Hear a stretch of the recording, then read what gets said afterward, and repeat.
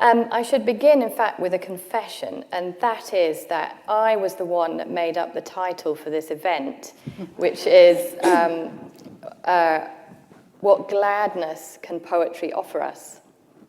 And then as I was choosing the poems that I wanted to read today, I realized that actually the poems I've chosen are all about death, grief, violence, and wounding. So, you know, on the surface of it, not necessarily poems that you would associate with gladness.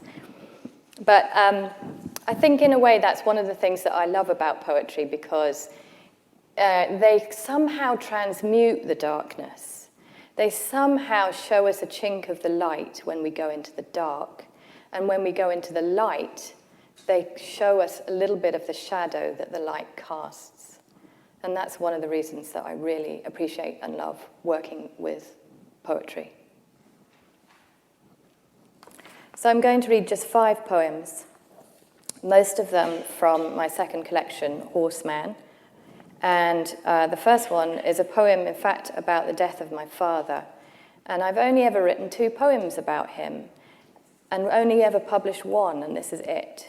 And it's called Capriolus, Capriolus, which some of you may know is the Latin for roe deer.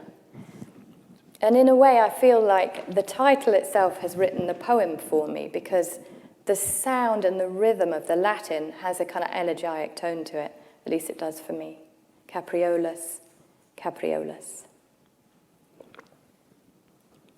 Not quite knowing how, I close the door to the house, push out into air, as though I'm bursting the membrane of an egg. It's cold, and the ground taps back my steps, makes brief sense of this leaving. It's true. I have a small blue coat and a hat made of stone. In every tree, a wood pigeon coos as though we all love one another. I walk with your face in my pocket. The trees bend and blow about. There are no friendly roe deer with forked antlers and coarse hair. Inside the house, they're laying your body out. And then I'd like to go on a little tangential journey.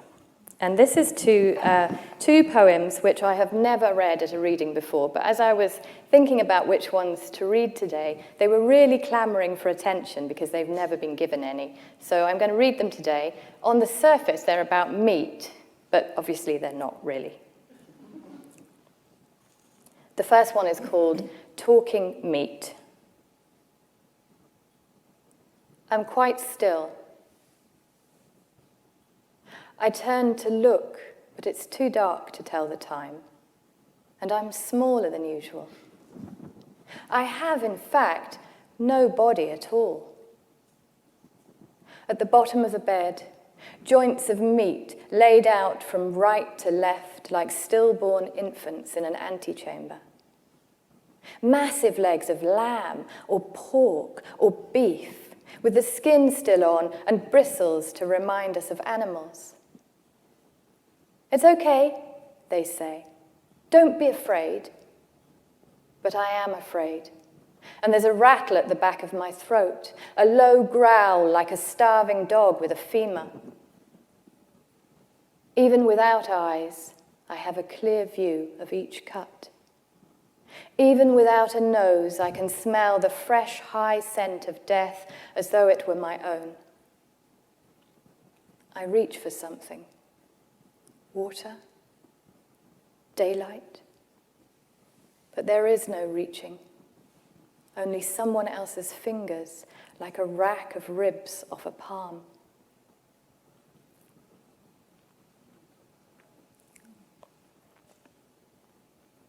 At the delicatessen, with gaping wound.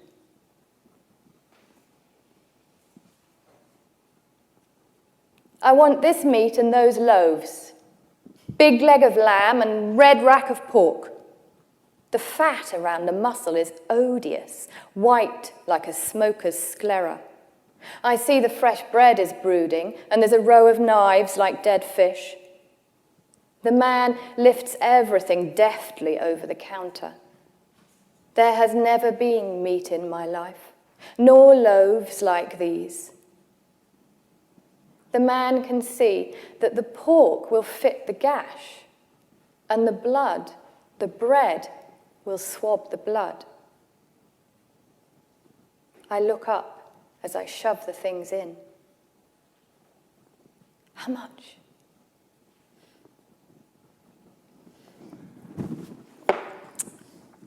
Okay, so I would like to read one poem from my first collection, Bird Woman. This is a prose poem, and it's called Hare, H-A-R-E. And some of you may remember in 2012, a woman called Jyoti Singh, who this poem is dedicated to her memory. She became known as India's daughter, and you'll probably remember that she was gang raped in a bus in Delhi and subsequently died of her injuries. And this poem begins like this.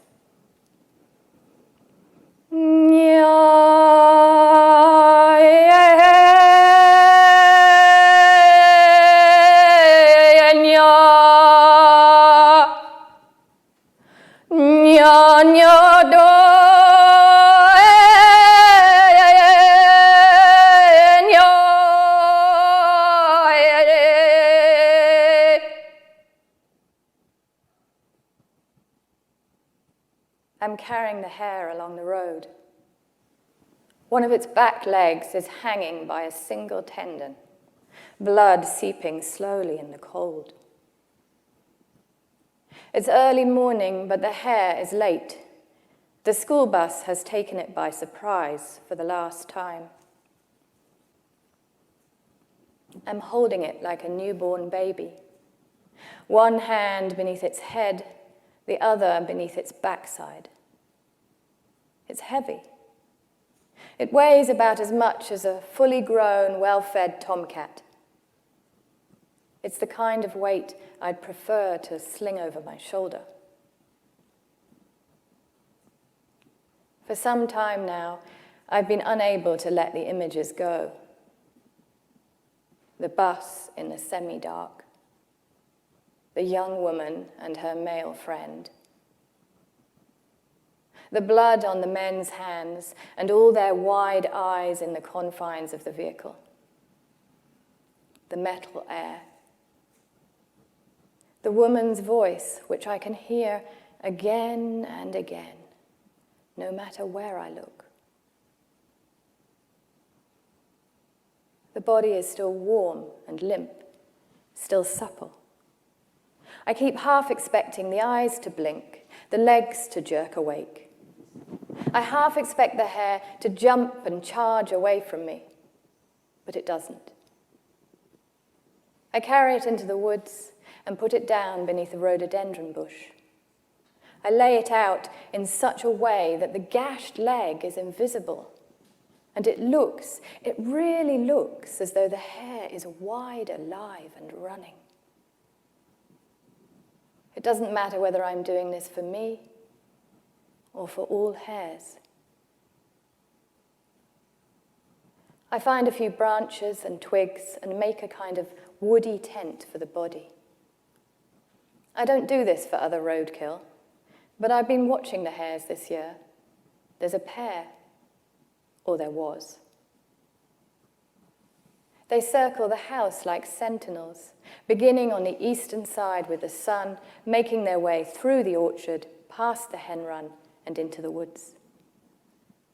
I watch them through the windows, their black-tipped ears, their powerful hind legs that work like suspension coils, easing the body up and forwards, down and forwards, perpetually sprung. Ready, I supposed, for the unexpected. By now, it's a familiar story. The woman with a young, smiling face and soft skin. Her softness in the last light of the evening.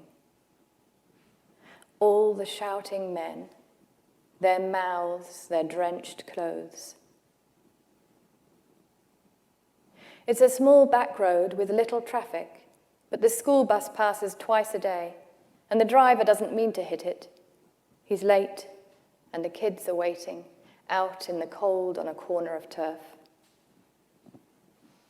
I stroke its long ears back against its head, stroke its fine coat, white belly, small face. Hares have kinetic skulls. They're jointed, which allows for a degree of movement between front and back sections. It helps absorb the force of impact as the hare strikes the ground. The iron bar, the shadow faces, the quiet glistening of the steering wheel, an empty glass bottle, an eye.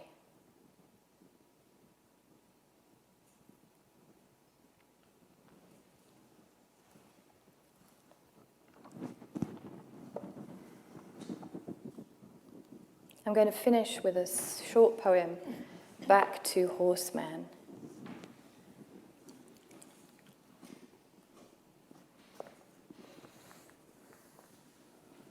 It's called Horseman at Crowther Bothy, and Crowther Bothy is, in fact, a retreat hut at the top of a mountain at the back of a Buddhist centre in Perthshire in Scotland.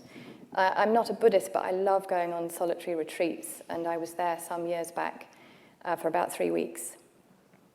And Crowther comes from the Gaelic, and it means enclosure or sheepfold.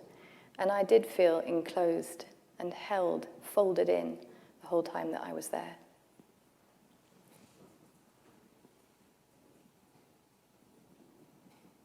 Beloved, first light, fire, tea.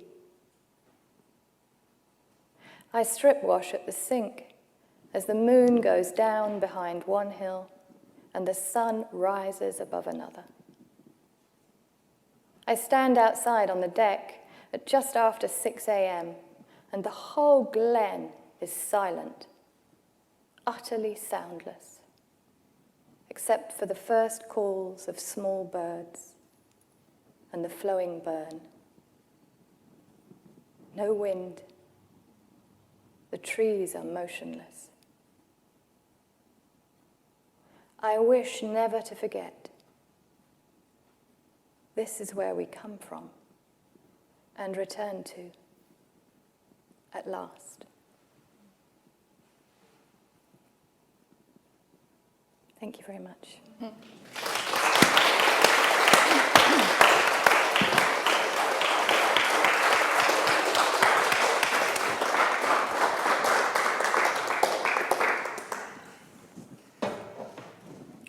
I'm not very good with words like remarkable, wonderful, brilliant, fantastic, but I will say something that I've never said before, which is no form of hyperbole would do that justice. That was something very, very important and lasting, I think, that reading for many of us. I'll certainly always remember it.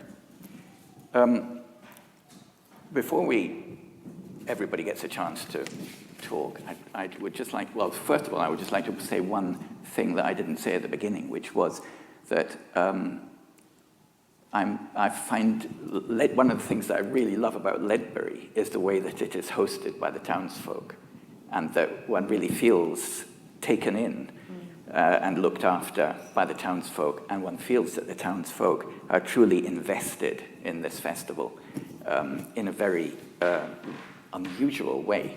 And I think that should be an example, really, for all poetry festivals, if it were possible. But somehow or other, this one has managed it, and that's the special thing about Ledbury. I think it would be strange if we didn't address the question which Em put as a title for our event, And the question of gladness and poetry, which I think would not have been the title if we had not felt that it was possibly not a time in which gladness is on the agenda, although I think that you'll probably find that both of our poets don't think that. But it's the kind of thing you might read in the newspaper, or it's the kind of thing that you might, in meeting somebody on the street, as the conversation immediately turns to some of the things that don't make us very glad, that are in the news, one feels that is the atmosphere in which we live. That's the shadow on our lives at the moment, a long shadow probably, that will accompany us for the rest of our lives. But I would just like to ask the poets how they react to this title. Alison, I'll ask you first, because... I think there's some trepidation. In the beginning, I thought, oh my goodness, what's gladness? And then I think through having a bit of a discussion with Em, it just opened out to bring in everything, really.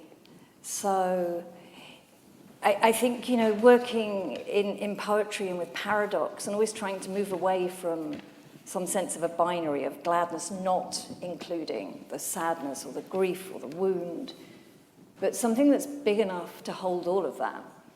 And I mean, I could lie to you, because when we were up in the poet's house before coming here, I was looking up the definition and the etymology, and it said that there's a rock called glad, as an igneous rock, and I thought, I could pretend, you know, that's why I brought my rock poems, but I think it was just more expansive than that. And I think I've always just had that sense as well of, you know, for this moment, I'm alive.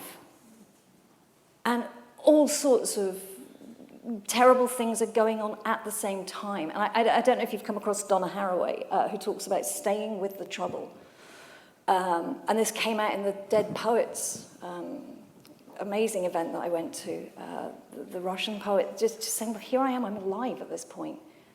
You know, and our dead and our grief and all of that can be here with us, and I'm glad with all of that as well. So for me, yeah, it just felt like an expansive word, a word that would allow me to bring all the things I needed to bring into its house and let them rattle and contradict and irritate each other. Yep. Yeah, that's good.